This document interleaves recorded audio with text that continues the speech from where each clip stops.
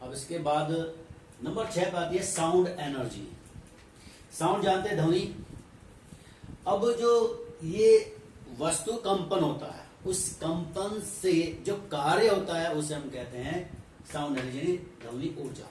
जैसे आप जानते हो, जब कोई बोलता है तो हमारे कानों के अंदर जो पर्दा है उसमें वाइब्रेशन होता है, उस वाइब्रेशन से हमें सुनाई देता है, तो एक कार्य हो गया। दूसरा आपने देखा होगा, यदि हम एक लोहे की रोड लें और उसे ऐसे जमीन में मारें, तो जो उसका एक नीचे वाला हिस्सा हम जमीन में मारते हैं तो उसका यहाँ पे हमारे हाथ में झटका लगता है, तो वो भी क्या हुआ, वो भी वाइब्रेशन, आवाज से आती है, झंड सी आवाज आती है।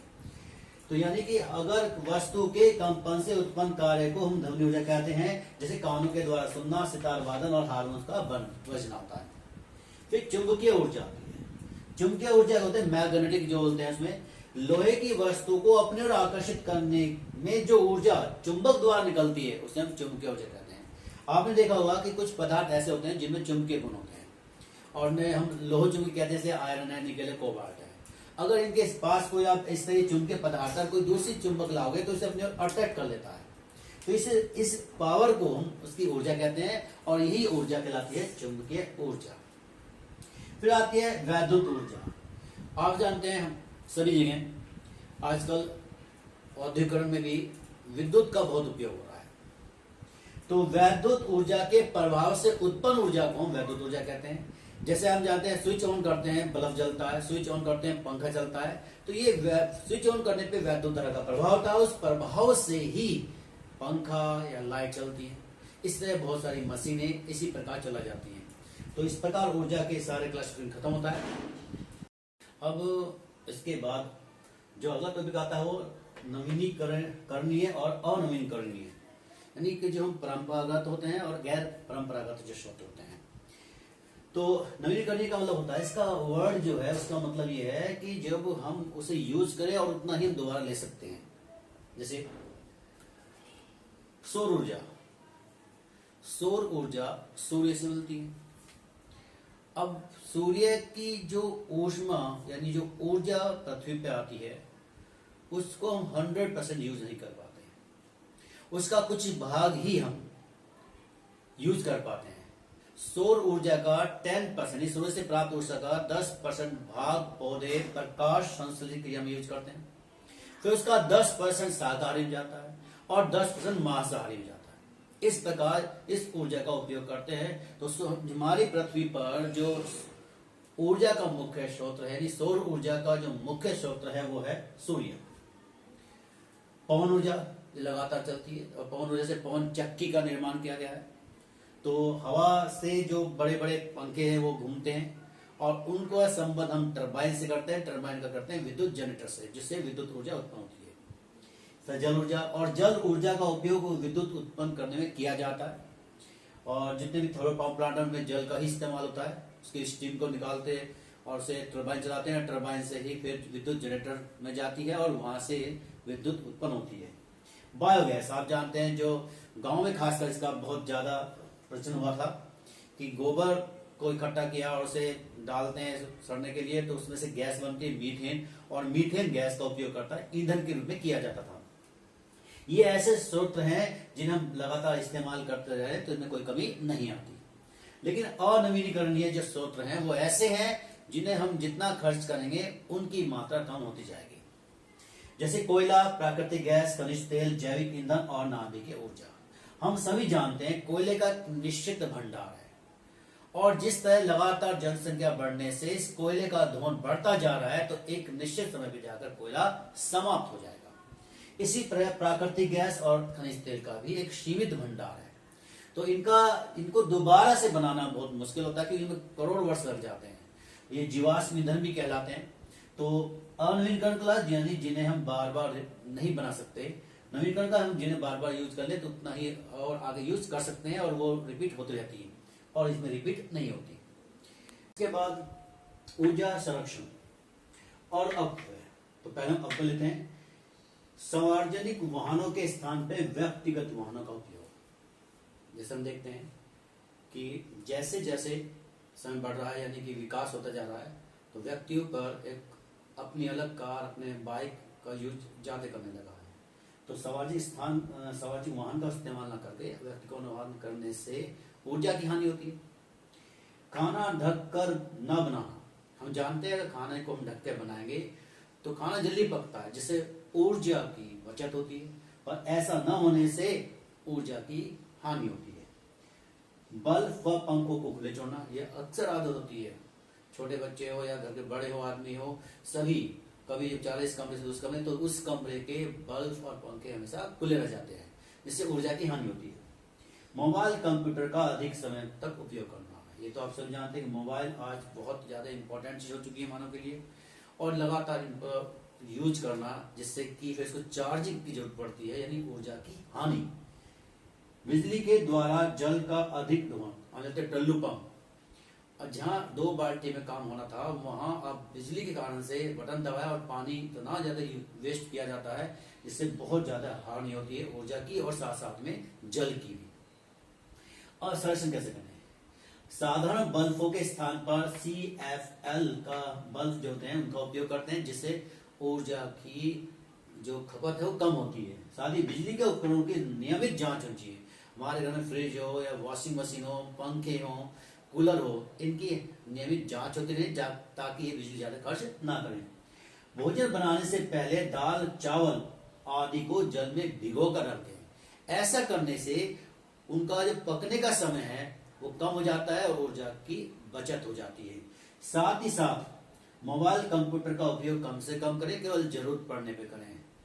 तीसरा, बिजली के द्वारा जल का जो दोहन है उसे रोका जाना चाहिए कि जितना आप जरूरी हो उतना ही पानी यूज करें, उससे फालतू यूज ना करें। इससे जल का भी बचाव होता है और ऊर्जा का भी बचाव होता है। अब आता है इसके बाद ऊर्जा के नए नए स्रोत होते हैं, वैकल्पिक भी बोल देते हैं इन्हें कि अल्टरनेट सोर्स ऑफ एनर्जी। तो वो 4 प्रकार के होते हैं। जैसे आप जाते हैं जैविक ऊर्जा, तो सबसे पहले हम लेते हैं जैविक, जीवाश्म ऊर्जा भी कहते हैं इसे।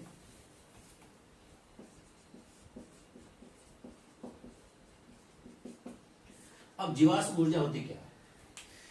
जीवाश्म ऊर्जा आप जानते हैं बहुत करोड़ साल पहले की बात है, जब पेड़ पौधे या जीव जंतु मर गए और धीरे धीरे उनके ऊपर रेत मिट्टी इकट्ठा होती चली गई और वो नीचे दबते चले गए। और जैसे जैसे नीचे दबते चले गए, वायु की अनुपस्थिति में उच्च दाब व उच्च ताप पर उनका दहन हुआ। वायु की अनुपस्थिति में उच्च ताप व दाब पर उनका दहन हुआ, और दहन होने से जो ठोस पदार्थ बना वो कोयला कहलाया, जो लिक्विड बना वो पेट्रोलियम कहलाया, और जो गैस बनी वो प्राकृतिक गैस कहलाई। तो इसका एक ये जीवाश्म जो ऊर्जा इसका भी एक स्रोत है, लेकिन इनके एक निश्चित भंडार होते हैं।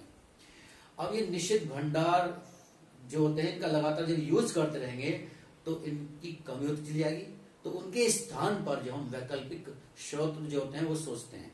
अब उसमें देखो सबसे पहला कौन सा होता है, वो पहले नंबर पे आता है सौर ऊर्जा। अभी आप किसको बताया था? सौर ऊर्जा, जल ऊर्जा, पवन ऊर्जा, ये 3 इसके वैकल्पिक स्रोत हैं। हम जानते हैं जीवाश्म इनका निश्चित भंडार है, लेकिन इनका निश्चित भंडार नहीं है। सौर ऊर्जा जानते हैं सूर्य से मिलती है और ये दिन में हमें रेगुलर मिलती रहती है, लेकिन जितनी भी सूर्य से प्राप्त ऊष्मा है उसका हम उपयोग नहीं कर पाते।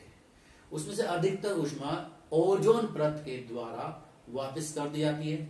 हमारे वायुमंडल के चारों ओर ओजोन लेयर होती है जो अल्ट्रा वायलेट को पृथ्वी पे नहीं पहुंचने देती, और जितना भाग पहुंचता है उसका केवल 10% ही हम यूज कर पाते हैं। जल ऊर्जा, हम जानते हैं हमारे जल लगभग जो 75% जल है हमारी पृथ्वी पर, और इससे हम ऊर्जा प्राप्त करते हैं। जिसके लिए हमने जो देखा बांध बनाए हैं, जैसे भागरनगर बांध है, अर्जुन सेतु है, बहुत सारे जो बनाए गए हैं जिससे पानी जब ऊपर से गिरता है तो ऊपर से गिरने से पंखा चलाता है, पंखा टरबाइन से जुड़ा होता है और टरबाइन जुड़ा होता है विद्युत जनरेटर से, जिससे ऊर्जा उत्पन्न की जाती है। सेम पवन ऊर्जा। अब पवन ऊर्जा के लिए कुछ पंखे लगाए थे बड़े बड़े, आपने देखा हो पिक्चर में दिखा देते हैं, पर वो ऐसे स्थान पे लगाए जाते हैं जहां हवा निरंतर चलती है, लेकिन इससे ज्यादा ऊर्जा प्राप्त नहीं होती। फिर भी इससे ऊर्जा कुछ हद तक मिलती है और इस ऊर्जा का उपयोग पवन चक्की के रूप में किया जाता है। और जैसे हमारे कर्नाटक, तमिलनाडु में इस तरह का उपयोग किया जाता है। इसमें अब आता है सौर ऊर्जा। हम जानते हैं कि सूर्य दिन में निकलता है और इसका उपयोग, हम सौर ऊर्जा का उपयोग केवल दिन में कर सकते हैं, रात को नहीं। पर पृथ्वी किसी न किसी भाग पर सूर्य निकलता रहता है, तो हम इसका उपयोग लगातार कर सकते हैं। अब सौर ऊर्जा का उपयोग करने के लिए कुछ यंत्र का इस्तेमाल किया गया है, जैसे सबसे पहले सोलर कुकर। ये सोलर कुकर जो होता है, इसमें एक डिब्बा लेते हैं, इस डिब्बे के अंदर की ओर ऊष्मा रोधी पदार्थ को लगा देते हैं और चारों से काला कर देते हैं, क्योंकि काला जो होता है वो ऊष्मा को अवशोषित करता है। अब इस डिब्बे को एक पारदर्शी कांच से ढक देते हैं और इस कांच के ऊपर लगाते हैं एक समतल दर्पण, जो प्रकाश को परावर्तित करता है ताकि यह प्रकाश डिब्बे के अंदर जा सके। सोलर कुकर के द्वारा हम दाल, सब्जी और चावल बना सकते हैं। इसका आप डायग्राम देख सकते हैं। सोलर कुकर का डायग्राम आपके सामने ये है। ये सोलर कुकर है। इसमें आप देख रहे हो कि ये डिब्बा ले लिया और डिब्बे के बाहर के भाग को ब्लैक किया और अंदर लगा दिया ऊष्मा रोधी। इसमें ऊपर के एक और कांच का ढक्कन लगा दिया और एक समतल दर्पण खड़ा कर दिया हमने। जो प्रकाश आ रहा है वो परावर्तित होकर इस डिब्बे के अंदर जाता है, जिससे ऊष्मा उत्पन्न होती है और खाना पक जाता है। दूसरा आता है सौर जल ऊष्मक। ये इसी का ही रूपांतरण किया गया है, यानी सोलर कुकर को मॉडिफाई करके किसको बनाया गया है? सौर जल ऊष्मक। इसमें एक और खाली टैंक लेते हैं, उस खाली टैंक से निकलता है एक कॉपर की पाइप। वो कॉपर के पाइप को हम सोलर कुकर के लिए जो हमने डिब्बा बनाया था उस डिब्बे में से गुजारते हैं और उसका सिरा उस डिब्बे से बाहर निकाल देते हैं। फिर इसके ऊपर एक दर्पण लगा देते हैं और उसके ऊपर समतल दर्पण रखते हैं, यानी कांच रख के उसके ऊपर समतल दर्पण रखते हैं। और जब ऊष्मा समतल दर्पण पड़ती है तो परावर्तित होकर वो कांच के माध्यम से डिब्बे में जाने लगती है, जिससे वो कॉपर का पाइप गर्म होने लगता है। अब इस पाइप में से हम ठंडा पानी भेजते हैं, वो पानी गर्म होकर खाली टैंक में इकट्ठा होता रहता है। इस प्रकार हम 80 डिग्री सेंटीग्रेड ताप तक जल को गर्म कर सकते हैं। इसका डायग्राम ध्यान से देखें। इसका डायग्राम आपके सामने दिखाई दे रहा है। ये खाली टैंक है और ये कॉपर का पाइप जा रहा है और ये है सोलर कुकर का वो भाग, डिब्बा जिसमें हमने लिया था। इसके ऊपर कांच रख देते हैं और ऊपर दर्पण, समतल दर्पण रखते हैं और यहां से हम ठंडा पानी भेजते हैं जो गर्म होकर इसमें इकट्ठा होता रहता है। तो ये सौर जल ऊष्मक है। अब आता है इसके बाद सौर सेल, जो सोलर सेल।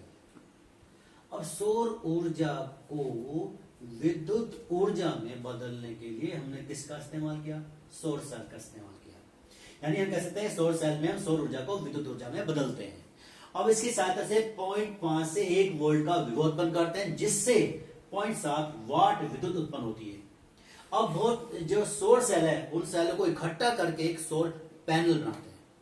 अब इनकी विद्युत ऊर्जा को, यानी इनकी ऊर्जा को संचित करने के लिए हम इसे संचायक बैटरी से जोड़ देते हैं और संचायक बैटरी में इनकी जो एनर्जी है वो स्टोर होने लगती है और इसका इस्तेमाल हम बहुत सारे क्रिया में, लाइट जलाने में, पंखे चलाने में इस्तेमाल कर सकते हैं। और ऐसे स्थान पर जहां पर लाइट की सुविधा नहीं है, बिजली की सुविधा नहीं है, जैसे पहाड़ी इलाकों में, वहां पर इस सौर सेल का इस्तेमाल किया जाता है। सौर लालटेन, ये सौर लालटेन जो होती है ये फोटो वोल्टेज संयंत्र के द्वारा इसको क्या करते हैं? चार्ज करते हैं। इसको हम किसके द्वारा चार्ज करते हैं? फोटो वोल्टेज संयंत्र के द्वारा चार्ज करते हैं और इसे आसानी से एक स्थान से दूसरे स्थान पर ले जा सकता है। अब इसके द्वारा हमने चार्ज किया, उसे हम सेल यानी बैटरी में स्टोर कर लेते हैं। उस बैटरी का इस्तेमाल हम लालटेन लगाते हैं और इसे एक स्थान से दूसरे स्थान पर ले जाने में कर सकते हैं। अंधेरे में यानी रात को प्रकाश की आवश्यकता करने पर या आवश्यकता पड़ने पर सोलर सेल का इस्तेमाल किया जा सकता है। अब ऊर्जा का रूपांतरण, हम जानते हैं कि एक अवस्था से जब किसी वस्तु को दूसरी अवस्था में बदला जाता है तो उसे हम रूपांतरण कहते हैं, the change of stage. First, potential energy को काइनेटिक एनर्जी में चेंज करना। अब एक पत्थर ले, इस तरह उसे डाल दें तो यानी जो स्थिर था तो वो स्थिति ऊर्जा में था, और जब से आपने गिरा दिया तो उसमें मोमेंटम आ गया, तो वो हो गई गतिज ऊर्जा। तो पत्थर को ऊंचाई से फेंकना किसका उदाहरण है? स्थितिज ऊर्जा को गतिज ऊर्जा में बदलने का। दूसरा आता है काइनेटिक एनर्जी को हीट एनर्जी में चेंज करना। यहां पर अब जब जानते हैं दो हथौड़ा ही ले ले चाहे आपस में टकराए तो चिंगारी निकलती है, इसी प्रकार दो पत्थर को आपस में मारते हैं तो चिंगारी निकलती है। अब आप मोमेंटम कर रहे हो, गति कर रहे हो, टकराने पर एनर्जी निकली, तो वो क्या हो गई? गतिज ऊर्जा को ऊष्मीय ऊर्जा में चेंज करना हो गया। गतिज ऊर्जा को स्थितिज ऊर्जा में चेंज करने के लिए अब जब पत्थर आपने गिराया और वो पृथ्वी से टकराया, टकराने के बाद वो स्थिर हो गया, यानी गति करता हुआ कोई वस्तु जब रुक जाती है तो वहां पर गति ऊर्जा को चेंज करते हैं किसमें? पोटेंशियल एनर्जी में, यानी कि स्थितिज ऊर्जा में। विद्युत ऊर्जा को यांत्रिक ऊर्जा में चेंज करना। पंखे को चलाने के लिए हम जैसे ही स्विच ऑन करते हैं तो विद्युत ऊर्जा का प्रभाव होता है, और वो प्रभाव कहां पहुंचती है? पंखे, और पंखे की पकड़ी घुमाती है, यानी विद्युत ऊर्जा यांत्रिक ऊर्जा में कन्वर्ट हो गई। इसके बाद विद्युत ऊर्जा को ऊष्मीय ऊर्जा में जाता है। आप जिसका सबसे अच्छा उदाहरण हीटर, जैसे ही हम स्विच ऑन करते हैं हीटर चलने लगता है, उसमें से ऊष्मा निकलती है, इससे हम खाना वाना बना सकते हैं। विद्युत ऊर्जा को चुंबकीय ऊर्जा में, इसके लिए विद्युत चुंबक का इस्तेमाल करते हैं। विद्युत चुंबक के अंदर जो चुंबक गुण है वो विद्युत ऊर्जा को उत्पन्न करता है। यांत्रिक ऊर्जा को विद्युत ऊर्जा में चेंज करना। डायनमा, इसके लिए एक यंत्र है जो यांत्रिक ऊर्जा को इसमें चेंज करता है, विद्युत ऊर्जा में चेंज करता है। इसके अलावा बहुत सारे रासायनिक ऊर्जा को विद्युत ऊर्जा में चेंज करना, जिसके लिए बैटरी होती है। बैटरी के अंदर रासायनिक क्रिया होती है, जब वो रासायनिक क्रिया के द्वारा इलेक्ट्रॉन का प्रभाव होता है तो वहां पे रासायनिक ऊर्जा विद्युत ऊर्जा में बदल जाती है। इसी प्रकार विद्युत ऊर्जा को रासायनिक ऊर्जा में बदला जाता है, इसके लिए भी बैटरी इस्तेमाल करते हैं। और घर में जो इन्वर्टर होते हैं उनका काम क्या है? जब लाइट चली जाती है तो उसमें रासायनिक ऊर्जा विद्युत ऊर्जा में चेंज होती है, और जब लाइट आ जाती है और बैटरी चार्ज होती है तो चार्ज होती है, वहां विद्युत ऊर्जा रासायनिक ऊर्जा में चेंज हो जाती है। इस तरह प्रकाश ऊर्जा को रासायनिक ऊर्जा में चेंज करते हैं। इसके लिए हरे पेड़ पौधे प्रकाश संश्लेषण की क्रिया में प्रकाश ऊर्जा को रासायनिक ऊर्जा में बदल देते हैं। तो इस तरह ऊष्मा के बहुत सारे रूपांतरण थे। इस चैप्टर में बस जो बचा टॉपिक वो नेक्स्ट वीडियो में कंप्लीट हो जाएगा।